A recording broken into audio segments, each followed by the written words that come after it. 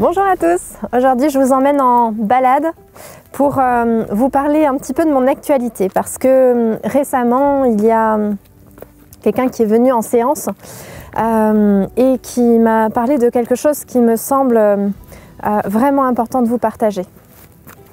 Avant ça, je vous invite à vous abonner à la vidéo si vous avez envie de voir les suivantes.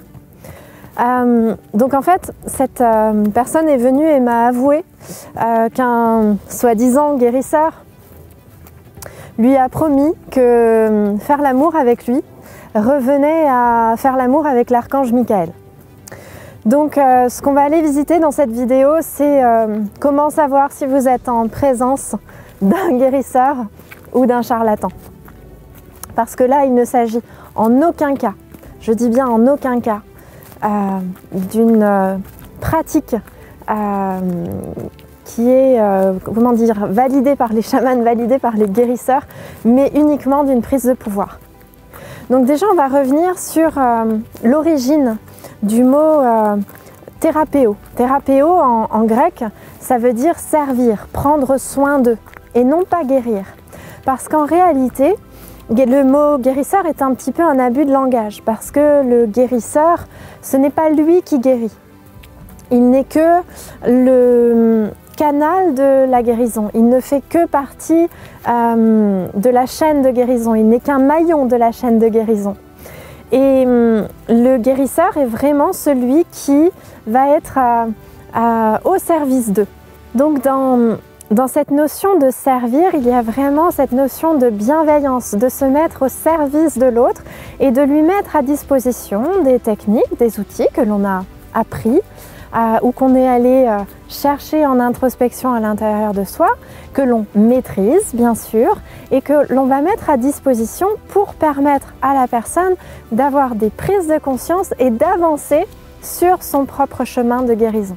Ensuite, si on vient sur le terme de guérir, moi-même je l'utilise par abus de langage finalement, mais quand on y pense, il est bien prétentieux d'utiliser ce terme-là parce que si vous vous trouvez en présence de quelqu'un qui va vous dire « telle personne a guéri grâce à moi » ou « j'ai guéri telle personne », c'est là où il va falloir vous méfier parce qu'en réalité, la guérison, elle est en chacun de nous.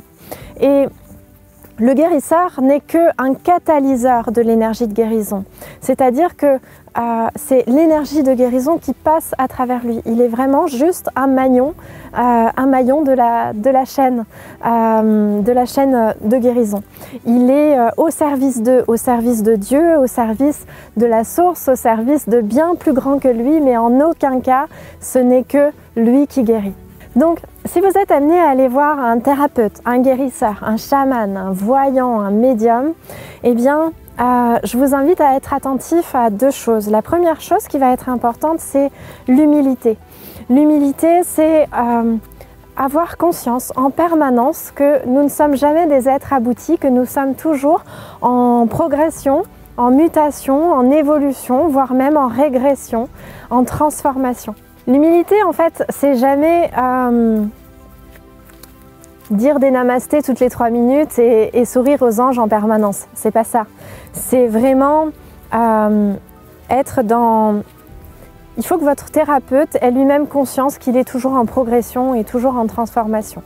Donc vérifiez bien que voilà, votre thérapeute, guérisseur, médium, voyant ne soit pas dans sa toute puissance, qu'il ne soit pas dans une prise de pouvoir en vous disant c'est moi qui vais vous guérir. Le deuxième point qui va être très important, c'est vraiment la bienveillance. La bienveillance vis-à-vis d'autrui. Parce que nombre d'entre les thérapeutes vont être au service d'eux-mêmes au lieu d'être au service d'eux. Donc le deuxième point, c'est vraiment la bienveillance.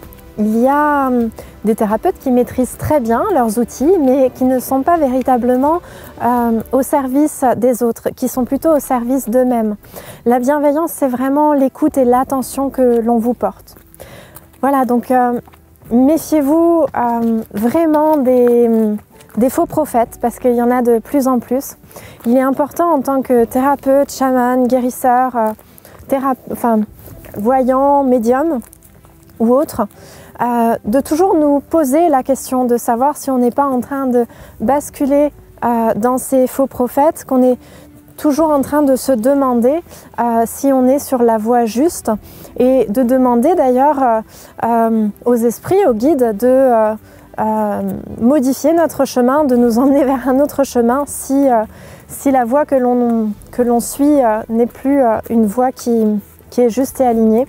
Voilà, donc il est vraiment important en tant que chaman, guérisseur, thérapeute, médium ou autre de toujours se poser la question de savoir si on est sur la voie juste, parce qu'en réalité, la vérité n'existe pas. Nul ne possède la vérité. La vérité, la seule vérité qui existe, c'est l'action après action à chaque instant. Voilà, action après action, c'est la seule vérité qui puisse être valable. Donc, soyez toujours à l'écoute de votre boussole intérieure, gardez vos antennes ouvertes, et si votre boussole intérieure se met à sonner, eh bien simplement partez en courant. Voilà, j'espère que cette vidéo va vous servir.